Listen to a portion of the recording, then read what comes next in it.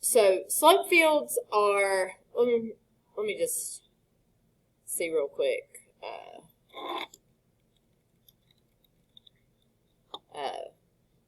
Have any of you guys ever seen things like this before in other classes? Connor's saying yes. Where have you seen it? Is it, what do they call them whenever you, has it been physics sort of things? Okay, they call it slope fields. I've also heard them called like either direction fields or vector fields. Yeah. So they're the same, but put into the application of dealing with vectors. So I thought it was possible that some of you may have ran across some of this stuff in some of those like sort of classes that they do there. Slope fields, whenever I was doing my, to teach AP, well, I don't think you technically have to do it, but they suggest that you do it. You are supposed to, you go to this like week-long class in the summer, and they run over everything in the course. And I went to the course, and it made me realize I did not remember how to do any calculus. And I was sitting beside a girl who had taught the first half of calculus and then went out on a maternity leave. So she knew how to do the first half of the stuff we were doing. But then, come about Wednesday, we were having trouble because neither one of us knew how to do any of it. And the teacher gave us a problem like this, and I told the girl next to me, I've never seen those things before. I have no idea what a slope field is. This is crazy. Nobody ever taught me this. And then we did the problem, and the lady that was leading the class said that it came from the 2004 AP Calculus exam. That was the year that I took the AP Calculus exam myself as a student, and I made a level 5, and I knew what I was doing on pretty much everything. So I had done those before and could not remember any of it at all. But slope fields give us a picture of what the possible solutions to differential equations look like.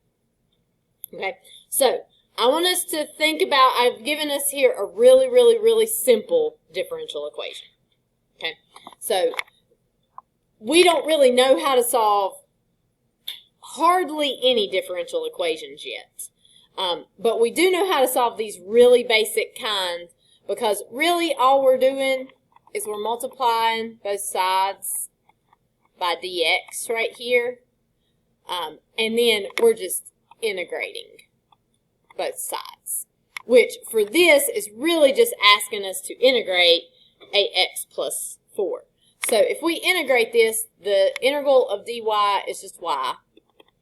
And then when we integrate ax plus 4, we'll take our exponent, increase it by 1. We'll get a 2 right here. 8 divided by 2 gives us 4.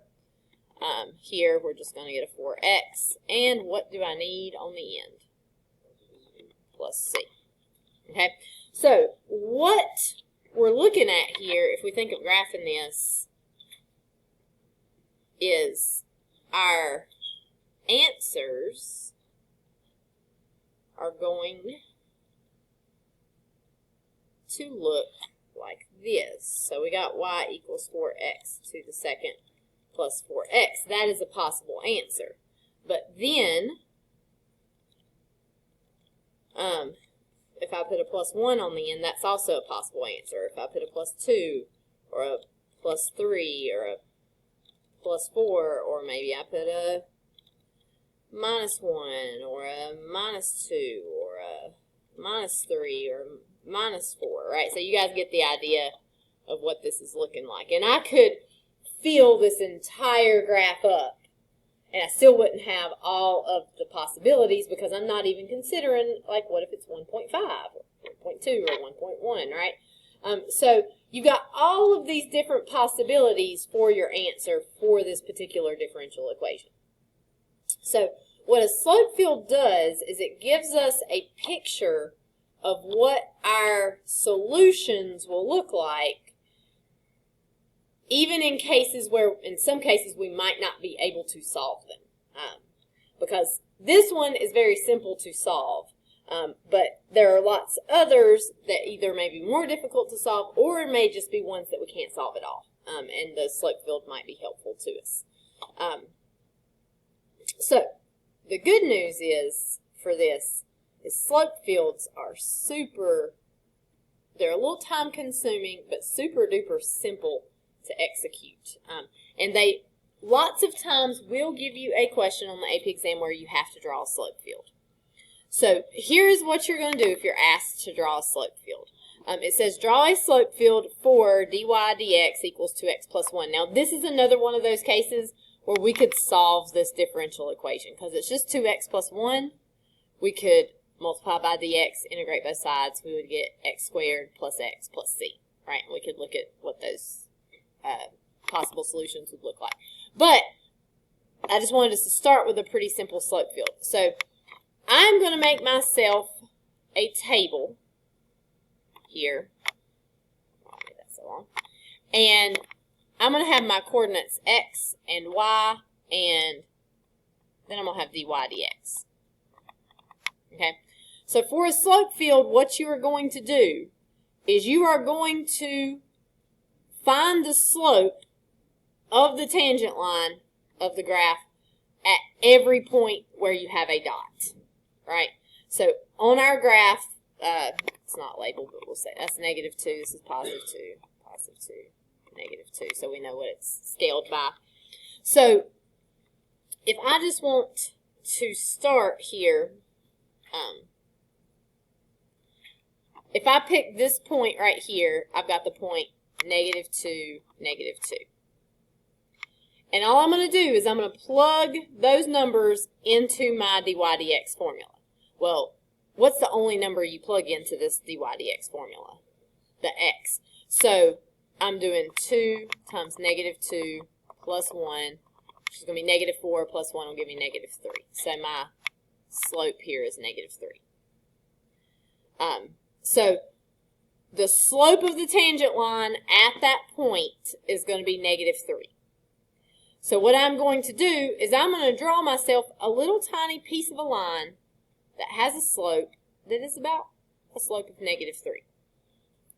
Now, you're kind of guessing on that. It's not very precise, right? What is important is not so much that your slope there is exactly -3. It's that it looks right in relation to the other slopes that you graph. So that slope should be steeper than, say, a -1. Right, so in comparison to everything else you've graphed, and whether or not it's positive or negative is going to be really important. So if I did the next point right here, -2, -1, which is this point right here, what am I going to get? I'll get -3 again, because does the y value affect my slope? It does not. And if I did -2, 0, I'd get -3 again, and it's becoming unnecessary for me to write all these down, right? So everything in this column right here is going to have that same slope.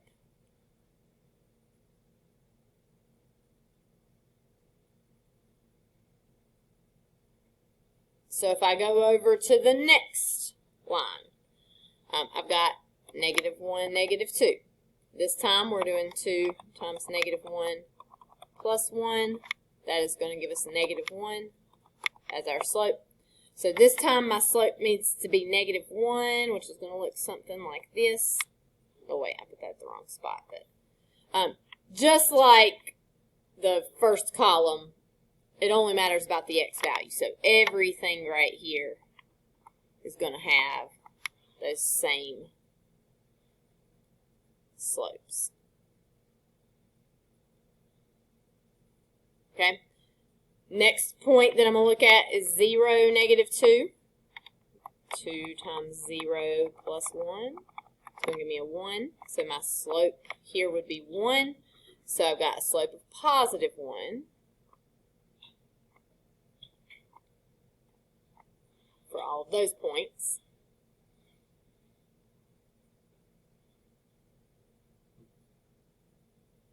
Then I would have 1, negative 2. That's 2 times 1 plus 1. That's going to give me 3. So I have a slope of positive 3, so that needs to be pretty steep there. And then the last row that I've got here, I'm going to have 2 times 2 plus 1. That's going to give me 5. That needs to be super steep, like almost vertical,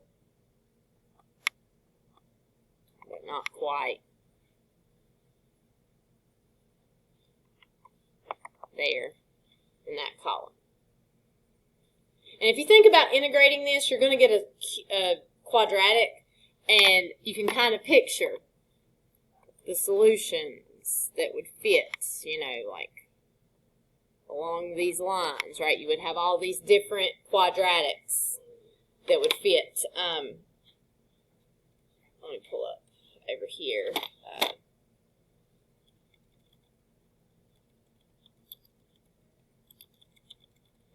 Desmos itself does not, like, just do slope fields, but if you Google Desmos slope fields, there's a slope field generator. If I type in my slope field to x plus 1, oops, I type it in right. Let me get rid of that right there. You can see that it'll do that slope field for you. If I type in, like, my y equals, if I integrate that, I'm going to get x squared plus x plus c. This is not in English, whatever that is, but I think I can still. So, like, here is a solution. See how it kind of fits in that curve? And no matter what my c is, it kind of fits along those lines of that slope field. So it kind of gives you a picture of what that solution looks like. Okay, questions about that? Now, that's one we could solve as it is. Let's look at this next one. This is not a differential equation that we can solve, nor is it one that we're going to ever be able to solve. Well, not in this course. This is not a separable differential equation. So we only solve separable differential equations, and we'll talk more about that later on how we can tell. So we're never in this course going to be able to solve this particular equation, but we could get a slope field for it, and they may ask you for a slope field for a non-separable differential equation. They're not going to ask you to solve it because you are not required to learn those methods in this class, but they might require you to do a slope field for it. And they may even ask you questions about the solution, but they won't ask you to actually solve it. So, and I, especially when I'm teaching, I like to make a table. You do not have to make a table. You can do this all in your head, and that is fine, as long as your head is pretty accurate at doing these calculations. I find that some students start to get mixed up whenever they're doing this in their head, and they need the table. If you don't need the table, that's fine. Especially when I'm teaching, I like to do the table so everybody's very clear on what I'm doing. So, like, if I do the same thing here, if I start down here at negative 2, then my dy dx, right, I'm going to label this dy dx, or x minus y is fine. It's going to be x minus y, so that's negative 2 minus negative 2. That will be 0 right there. How do I draw a line with the slope of 0? Horizontal line. So I'm just going to draw this little horizontal line right here. Now, a lot of times when I do this, I like to kind of look for patterns that will help me do this more quickly so I don't have to do every single problem. Where else am I going to get a slope of 0? Negative 1 is going to be 0. 0, 0 is going to be 0. 1, 1 will be 0. 2, 2 will be 0. If my x and my y are equal to each other when I subtract them, I will get 0, right? So I'm going to go ahead and do those points next because I see that pattern that's going to happen there.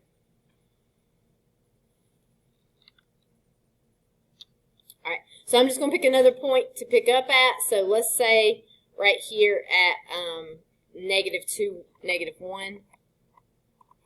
So I'm doing -2 minus -1, and that is going to be -1. So a slope of -1 right here. Okay, if I do -2, 0, -2 minus 0 is just going to be -2. So that will be still negative, but a little steeper. If I do -2, 1, -2 minus 1 is going to give me -3. You guys seeing a pattern sort of here? What's -2, 2 going to be? -4. So the steepest here. When you start getting into like your -3s, -4s, -5s, it's really hard to make there be much difference between those. So do your best. What they're really going to be looking at is these like lines in relation to each other. They will not nitpick whether or not you actually made this one steeper than this one, as long as you've got things like your positive and negative right. You got like your zeros in the right place. This one, look, you know, as long as they're close, you'll be okay. All right, so that takes care of this line right here. You know, the bad thing about the table is it's pretty simple, but it can take forever, and might get tired of it. So if I've got -1, -2, that is going to be -1 minus -1 minus -2. That is going to be +1 right here, so I'll have a slope of +1 right here. We already did -1, -1, it was 0. If I do -1, 0, I'm doing -1 plus or minus 0 gives me -1. So I got a slope of -1 here. Based on what happened on the other column, what's going to happen here? I got -1. What's this one here going to be? -2, -3.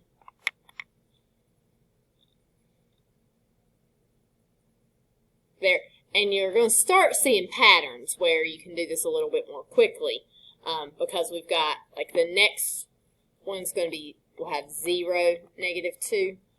So 0 minus -2 will give us a +2, so we'll have a slope of +2 here. And then we'll have 0, -1, so we'll get a slope of +1 here. Then up here we're going to get a -1. Right here we'll get a -2.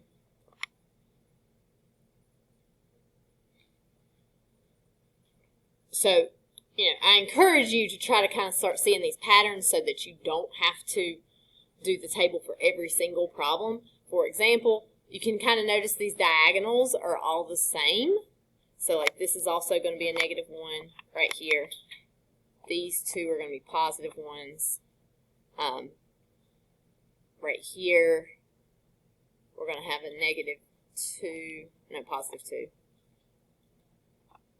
And let's see. This one, sometimes it's okay to say, we're going to have, this point is +1, -2. That's going to give us a 3. So we'll have a slope of 3. That should be a little steeper. This one's also going to be 3. And this is 4 right here.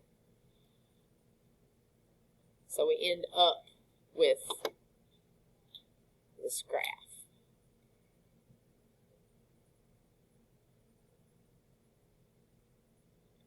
If I flip over here to Desmos and type it into the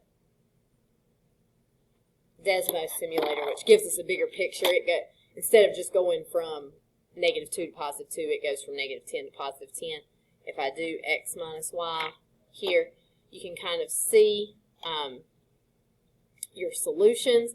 This is going to end up being, I think, a graph with a slant asymptote. So like you could have a line that kind of goes in here like that, or you could have lines that sort of follow along here in that way. Okay, questions? I usually find that almost anybody can make a slope field. That, no matter whether you've struggled or thought it was easy up to this point, it's really just plugging in numbers and graphing these little points. My students usually do really well with finding slope fields. Tomorrow what we'll look at is, we might do a couple more slope fields. We'll look at like what do we use these for, how do they help us answer questions about anything. So we'll start looking at that stuff tomorrow. So that